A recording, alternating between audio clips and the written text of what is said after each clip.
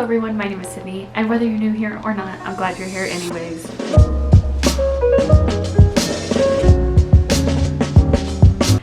As you can tell, I have moved into my sorority house. This is not my usual setup. I'm still trying to figure out what my usual setup is going to be, but for now, this will work. Today was our last day of recruitment, so I've been very, very busy. But I wanted to pop in and produce just like a super short writing update video to add onto my channel to keep up with. And yeah, that's it. So let's just get into it. So for starters, I got an updated computer case. I'm so excited. You can probably see the stickers I have anyways. This one is old, but all the rest are new. Since the last time I spoke about this on my channel, I think I had just like started to write it. I am now almost 4,000 words in, and I know that doesn't sound like a lot, but I'm writing this in single space, not double.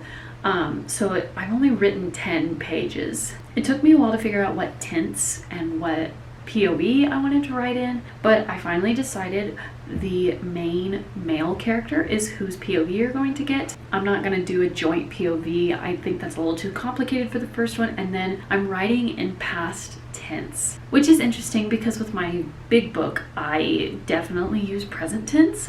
I like noting events as they happen, not after they happened, but this one, I think there's a reason, like I want it to be past tense, and you will find that out at the end. I find that when I first start a project, my vocabulary is really nice and really sophisticated, and I sound like I'm not a 20-year-old writing a short story. I sound like an actual educated writer. Do you know what I'm saying? I also had to establish what genre I wanted this story to be, because each boat has a different threat, and that threat will probably dictate the genre I write in. They are all a little bit thriller, but as far as this one goes, I think this one leans more towards horror, maybe?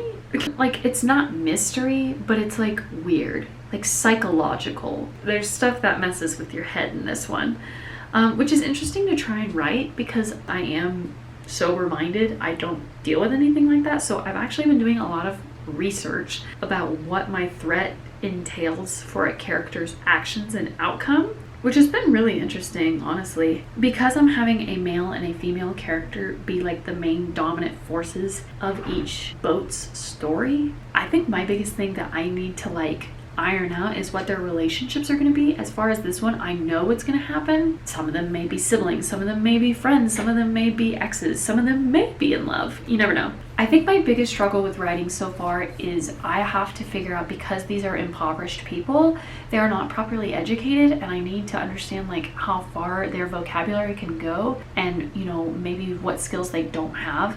I know that for the main male character, I'm writing him in a way that designs him to not have the ability to read beyond a 6th grade level. In this particular story, everyone is given a lottery chance to grab a room key, and that's where they will stay on the ship, and he just happens to grab the storage closet key, but on the key it says repository because that's another word for storage, and he doesn't know what that is, and he spends hours looking for it, which I thought was a nice detail. But I'm trying to do lack of resources and education in people justice, because it has to be an idealistic picture. Backstories are coming in pretty well. I don't want to be that person that gives them like such a tragic backstory and then there are no repercussions for it.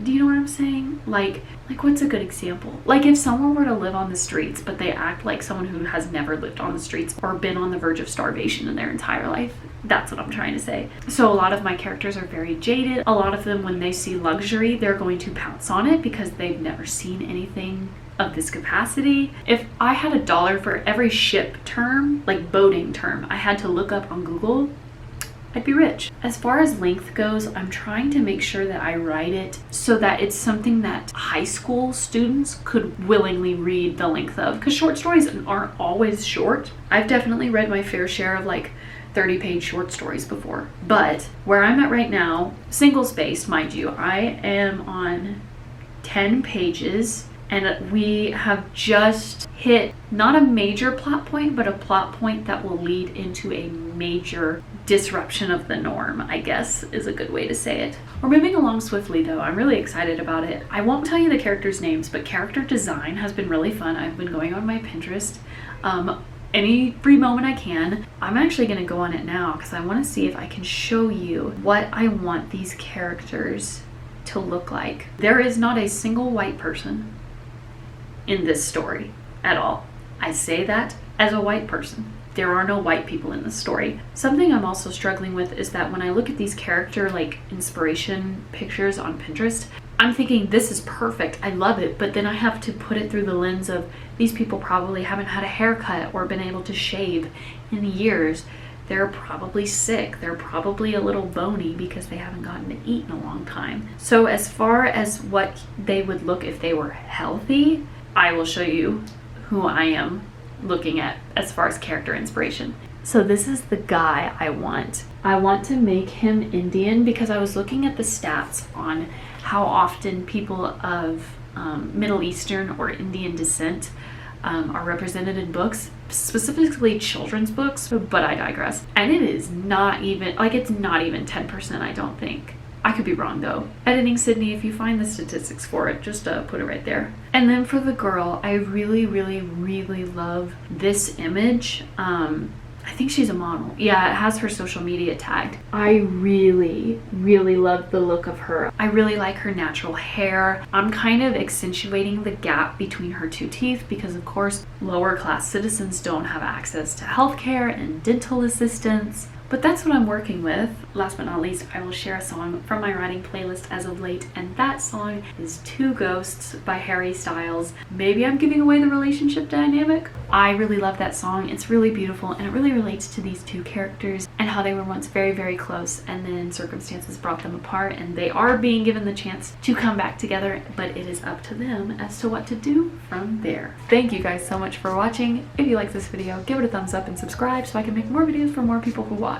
I'm really excited to keep writing and keep developing these characters and the plot, and as things progress, I will be able to keep you guys updated. If you have any input or questions about this story, feel free to leave a comment down below. I love interacting with you guys, and I love any input that you could give me. Once more, my name is Sydney. I make new YouTube videos every Tuesday and Thursday, and until next time, I will see you guys in the next video.